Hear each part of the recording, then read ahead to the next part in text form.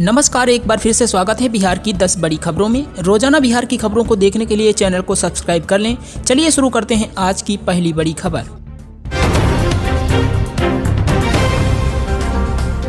गर्मी बढ़ने के साथ चमकी बुखार ने दी दस्तक, 2 नए केस की पुष्टि, अलर्ट पर स्वास्थ्य विभाग। जी हां, सीतामढ़ी जिले के नानपुर प्रखंड के साथ साथ मुजफ्फरपुर जिले के बोचहा प्रखंड के एक बच्चे में AES की पुष्टि हुई है। दोनों की हालत ठीक बताई जा रही है। इलाज के बाद दोनों को डिस्चार्ज कर दिया गया है। स्वास्थ्य विभाग के द्वारा चमकी बुखार AES पर रोकथाम को लेकर के अभियान चलाया जा रहा है। इसके साथ ही जीरो डेथ पर कार्य को किया जा रहा है। इसी क्रम में अब गर्मी में इजाफा के साथ साथ बच्चे में AES के 2 मामले की पुष्टि हुई है, जिसके बाद एक बार फिर से AES ने स्वास्थ्य विभाग की तैयारी की ओर सजग करने की चुनौती दिया है। ताजा मामला 2 AES की केस के साथ आया है, जिसमें सीतामढ़ी जिले के नानपुर प्रखंड के एक 5 वर्ष की बच्ची में तेज बुखार को लेकर अस्पताल में भर्ती कराया गया था, जिसमें AES की पुष्टि हुई है।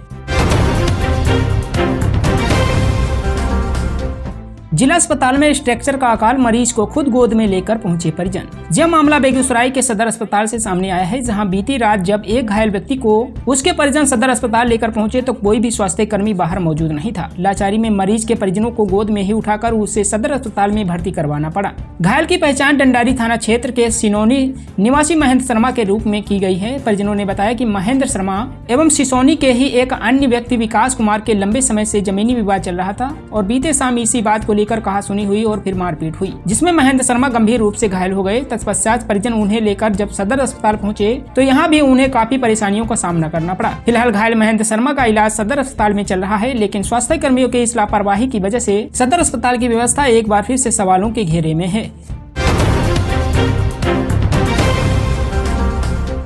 गया से 3 बार चुनाव हार चुके मांझी की 2024 में फिर अग्नि परीक्षा, लोकल बॉय सर्वजीत से होगा मुकाबला। जी बिहार के पूर्व मुख्यमंत्री जीतनराम मांझी ने गुरुवार को गया लोकसभा सीट से नामांकन दाखिल कर दिया है। गया से मांझी पहले भी 3 बार चुनावी मैदान में उतर चुके हैं, लेकिन उन्हें हार का सामना करना पड़ा है। इस बार भी मांझी के लिए राह आसान नहीं होगी, क्योंकि उनका मुकाबला RJD उम्मीदवार को लोकल बॉय कुमार सर्वजीत से है। कुमार सर्वजीत महागठबंधन की पिछली सरकार में मंत्री रहे हैं और बोध गया सीट से विधायक हैं। बिहार में पहले चरण की जिन 4 लोकसभा सीटों पर चुनाव होना है, उनमें गया सीट सबसे खास मानी जा रही है। गया सीट जीतनराम मांझी के लिए अग्नि परीक्षा की तरह होगी। इस सीट से मांझी के चुनावी मैदान में उतरने की सबसे बड़ी वजह यह है कि यहाँ पिछले 2 चुनावों में NDA की जीत होती रही है। हालांकि जीतनराम मांझी का रिकॉर्ड इस सीट पर बेहद निराशाजनक रहा। वह अब तक 3 बार गया से लोकसभा का चुनाव लड़े और तीनों बार उनकी हार हुई है। राहत की बात यह है कि मांझी पहली बार NDA के साथ गया सीट से चुनाव लड़ रहे हैं। BJP, JDU, LJP और राष्ट्रीय लोक मोर्चा रालोमो का पूरा समर्थन उनके साथ है, लेकिन RJD के साथ वाम दलों और कांग्रेस की ताकत लिए कुमार सर्वजीत भी कड़ी चुनौती देने को तैयार हैं। बिहार बोर्ड 10वीं के नतीजे 31 मार्च को होंगे जारी। जब बिहार बोर्ड 10वीं के परिणामों का इंतजार कर रहे छात्र छात्राओं के लिए एक बड़ा अपडेट आया है, जिसके अनुसार बिहार स्कूल एजुकेशन बोर्ड ने 10वीं के परिणाम जारी करने का नोटिफिकेशन जारी कर दिया है। इस नोटिफिकेशन के अनुसार 31 मार्च 2024 को बिहार बोर्ड 10वीं मैट्रिक का परिणाम जारी किया जाएगा। जैसा कि आपको बता दें कि बिहार बोर्ड पिछले 2 साल के पैटर्न को फॉलो करते हुए इस साल भी 31 मार्च को 10वीं के नतीजे जारी करने की घोषणा कर दी है। DSCB सूत्रों से मिली अपडेट के अनुसार बोर्ड ने टॉपर्स का वेरिफिकेशन का पूरा काम कर लिया है, जिसके बाद टॉपर्स के इंटरव्यू की प्रक्रिया शुरू हो चुकी है। टॉपर्स के इंटरव्यू 29 मार्च 2024 तक खत्म हो जाएंगे।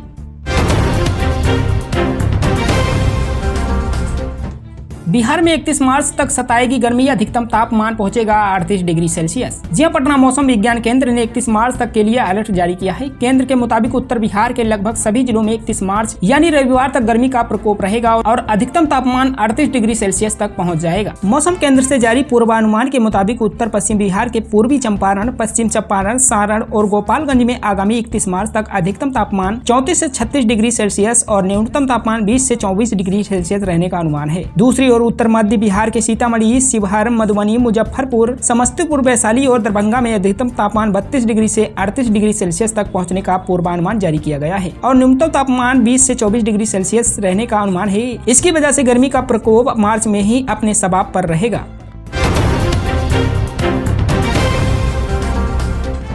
गया में एनडीए का शक्ति प्रदर्शन, मांझी, चिराग और सम्राट ने लालू यादव पर साधा निशाना। जहां लोकसभा चुनाव के पहले चरण के मतदान के लिए नामांकन के अंतिम दिन गुरुवार को राजग गठबंधन के उम्मीदवार जीतनराम मांझी ने अपने समर्थक और प्रस्तावक के साथ समाहरणालय में जिला निर्वाचन अधिकारी सह जिलाधिकारी डॉक्टर त्यागराजन SM के समक्ष नामांकन पत्र दाखिल किया। इसके बाद स्थानीय गांधी मैदान में आयोजित नामांकन सभा में मुख्यमंत्री सम्राट चौधरी समेत प्रदेश भर के नेताओं की उपस्थिति रही। नामांकन सभा में उप मुख्यमंत्री सम्राट चौधरी ने कहा कि बिहार में डबल इंजन की सरकार बनना बिहारियों के लिए जरूरी है। बंगाल से तस्करी कर समस्तीपुर ले जा रहे 1377 लीटर शराब जब्त, ऐसे दबोचे गए सभी आरोपी। जी हां, किशनगंज पुलिस ने होली के मौके पर शराब की बड़ी खेप पकड़ने में सफलता पाई। सोमवार को गलगलिया चेक पोस्ट पर पुलिस ने शराब तस्करी की सूचना पर सघन वाहन जांच अभियान चलाया। इस दौरान एक कंटेनर से 1377 लीटर शराब जब्त किया गया। शराब की खेप कंटेनर में पानी के बोतल के नीचे छिपाकर रखा हुआ था। चेक पोस्ट पर पुलिस द्वारा ऐसी कड़ी कार्रवाई काफी लंबे समय के बाद की गई। वहीं कंटेनर सहित शराब जब्त करने के साथ शराब तस्करी में लाइनर की भूमिका निभा रहे एक कार सवार 3 लोगों को भी पुलिस ने गिरफ्तार किया है। जानकारी देते हुए SP सागर कुमार ने बताया कि बंगाल से शराब तस्करी कर किशनगंज के रास्ते बिहार के अन्य जिलों में ले जाने की सूचना पर गलगलिया चेक पोस्ट पर सघन वाहन जांच अभियान चलाया गया। इस दौरान एक HR 55 AG 8791 नंबर के कंटेनर को रोककर तलाशी ली गई। इस दौरान कंटेनर से कार्टून में बंद 3672 बोतल में 1377 लीटर शराब बरामद हुआ। इस दौरान कंटेनर चालक उत्तर प्रदेश के मैनपुरी जिला का कुराबली थाना क्षेत्र के राजलपुर निवासी अर्जुन सिंह को गिरफ्तार किया गया है।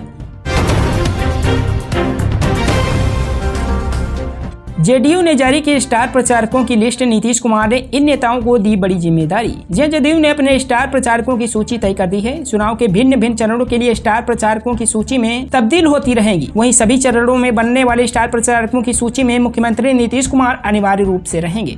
जदयू ने फिलहाल अपने स्टार प्रचारकों की जो सूची तैयार की है उसका स्वरूप यह है कि उसमें मुख्यमंत्री नीतीश कुमार के साथ साथ राजद मंत्रिमंडल में जदयू कोटे के सभी मंत्रिमंडलियों को शामिल किया गया है। इनके अतिरिक्त जदयू के पूर्व राष्ट्रीय अध्यक्ष राजीव रंजन सिंह उर्फ ललन सिंह, जदयू के राष्ट्रीय महासचिव संजय झा, राज्यसभा में जदयू संसदीय दल के नेता सोमनाथ रामनाथ ठाकुर और जदयू के प्रदेश अध्यक्ष उमेश सिंह कुशवाहा को जदयू ने स्टार प्रचारकों की सूची में शामिल किया है।